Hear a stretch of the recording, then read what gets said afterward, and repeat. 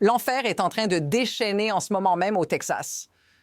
Le centre de détention de Dilley, un lieu que beaucoup pensaient être juste une autre installation anonyme au cœur de l'État, est devenu l'épicentre d'une tempête. Des manifestants pacifiques, des gens ordinaires se battant pour la justice, sont attaqués par quelque chose de bien plus sombre. Les forces de l'ICE de Donald Trump, prêtes à tout, lancent l'assaut. Ce n'est pas seulement une protestation, c'est un tournant, un moment qui pourrait tout changer. Ce n'est pas qu'une question de centre de détention. C'est un système qui a complètement dérapé. Et en plein cœur de ce chaos, il y a un enfant, Liam, un petit garçon équatorien de 5 ans, arraché à sa famille du Minnesota et envoyé dans cet endroit même. Mais voici ce qu'on ne vous dit pas. Ce n'est pas seulement l'histoire de Liam, c'est aussi la vôtre. Restez avec moi, car ce qui va se passer maintenant va vous amener à remettre en question tout ce que vous pensiez savoir sur le pouvoir, le contrôle et ce qui est en jeu. Il y a un grand malaise au cœur du Texas, et ce n'est pas seulement à propos du centre de détention de Dilley. Ce qui se passe ici est bien plus vaste, un symptôme d'un problème beaucoup plus profond.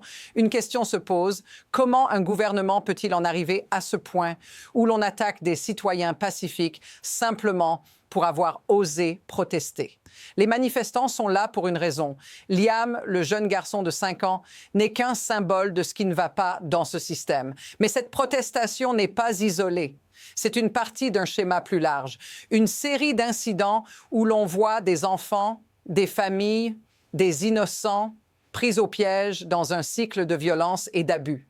Quand la loi devient une arme entre les mains de ceux qui sont censés la défendre, qu'est-ce qui reste? Restez avec nous, car ce qui se joue ici pourrait bien redéfinir notre compréhension de la justice. Les manifestants pacifiques pensaient simplement faire entendre leur voix, mais ils n'avaient aucune idée de ce qui les attendait. La violence qui a éclaté devant le centre de détention de Dilley n'était pas un accident, mais une réponse directe à ceux qui remettaient en question l'ordre établi.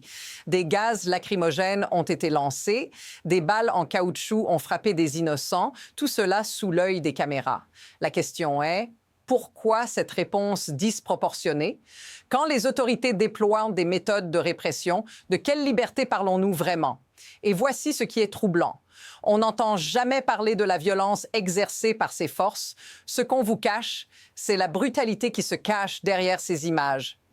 C'est ce que les médias ne veulent pas montrer. Les manifestants ont été frappés, attaqués, mais cela ne fait-il vraiment aucune différence pour ceux qui détiennent le pouvoir?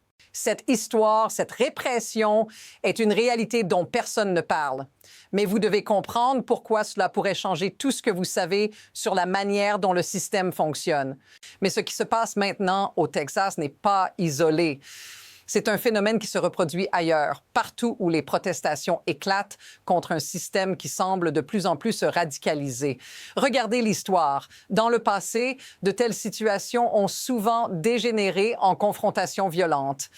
Souvenez-vous de l'attaque contre des manifestants à Ferguson ou de la répression brutale à Standing Rock. Ce qui se joue ici à Dilley n'est qu'une nouvelle répétition de ce schéma. L'État utilise la violence pour écraser ceux qui se lèvent contre lui. Ce qui est effrayant, c'est que cette normalisation de la violence, cette idée que l'on peut attaquer des manifestants pacifiques, devient de plus en plus banale. Et pourtant, chaque fois que ce système se réitère, il fait un pas de plus vers la destruction de ce que nous croyons être des principes démocratiques. Si nous ne réagissons pas maintenant, ce sera la norme. Ce qui s'est passé à Dilley dépasse la simple répression. C'est une démonstration de force, un message direct de ceux qui sont au pouvoir.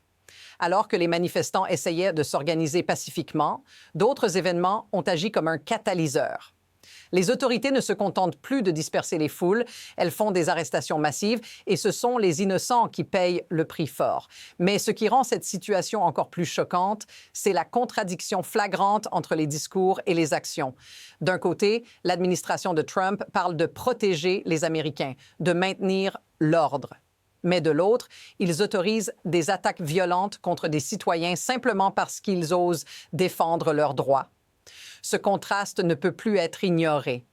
Ce qui était censé être une opération de sécurité s'est transformé en une guerre contre des voix dissidentes. Et voilà où ça devient crucial. Ce genre d'action ne peut plus être vu comme une simple réaction à un problème local. Cela va au-delà de Dili. Cela devient une tendance inquiétante qui pourrait se répandre dans tout le pays. Les événements se précipitent désormais à une vitesse vertigineuse. Alors que la situation à Dili semble déjà hors de contrôle, plusieurs incidents parallèles ont exacerbé la crise. Des manifestants, des travailleurs, des familles, tous ont été pris pour cible. En l'espace de quelques heures, la violence est devenue la norme. Les forces de l'ordre n'ont pas hésité à utiliser des grenades de gaz lacrymogènes, à frapper les manifestants à coups de matraque. Ce n'est plus une simple répression, c'est un véritable étouffement de toute voix opposante. Mais ce n'est pas tout. Ce qui rend la situation encore plus inquiétante, c'est que ces actions se multiplient. Des groupes d'organisations de protestation unissent leurs forces pour riposter, mais l'administration continue d'appuyer sur l'accélérateur. Et voici la question cruciale. Que se passera-t-il si cela continue? Si cette spirale de violence n'est pas brisée maintenant, il sera peut-être trop tard pour en arrêter les conséquences. Le système s'emballe et à ce rythme, il ne restera plus de place pour la contestation. À ce stade, la question ne se pose plus seulement pour ceux sur place, cela vous concerne aussi. Imaginez une minute. Si vous étiez là à marcher pacifiquement pour ce en quoi vous croyez, pour un enfant, une famille ou simplement pour la justice, et que vous soyez attaqué de cette façon. Cela pourrait être n'importe qui, n'importe où. Et pourtant, ces scènes qui semblent si lointaines pour beaucoup d'entre nous sont déjà là, en train de se produire dans nos rues. Cela affecte des milliers de personnes, des gens ordinaires qui ne cherchent qu'à exprimer leur droit à la liberté d'expression. Cette violence, cette répression, elle frappe de plein fouet la population civile. Mais qu'est-ce que cela signifie pour vous? Si ce type de comportement devient la norme, comment pouvons-nous encore nous sentir en sécurité dans un pays censé protéger ses citoyens?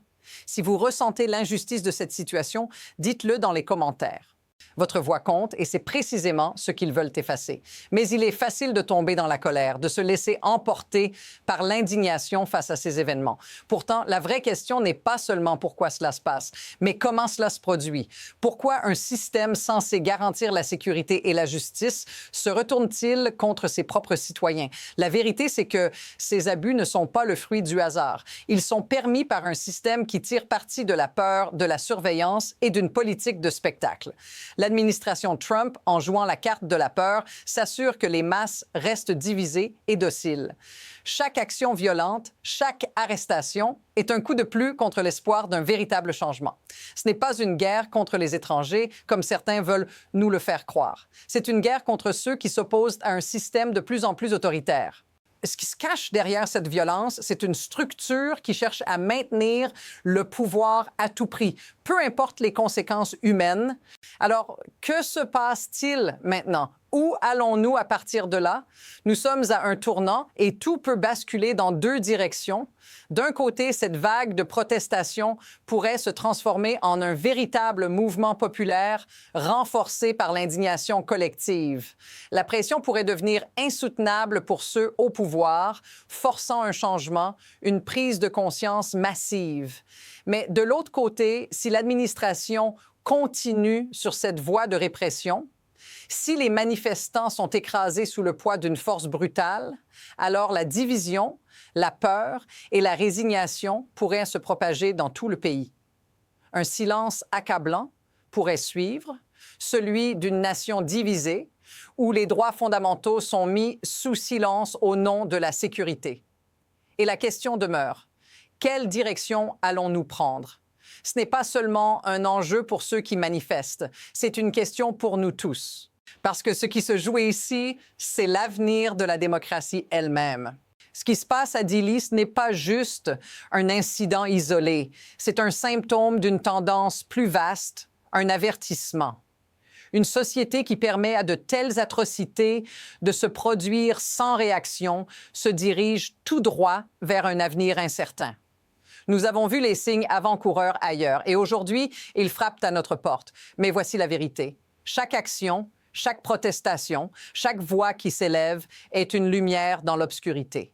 Cette histoire, bien qu'intense, est aussi une opportunité. Une opportunité pour nous de réagir, de faire entendre nos voix avant qu'il ne soit trop tard. Ce n'est pas juste l'histoire de Liam, ni même de ce centre de détention. C'est l'histoire de ce que nous sommes prêts à accepter comme société. Nous devons décider maintenant. Ce n'est pas juste un autre événement qui se passe en marge de notre quotidien. C'est le moment de réagir, de s'unir et de dire non à cette répression. Pour continuer à explorer ce sujet et bien plus, n'oubliez pas de vous abonner et de suivre nos prochaines analyses, parce qu'ici, chaque voix compte.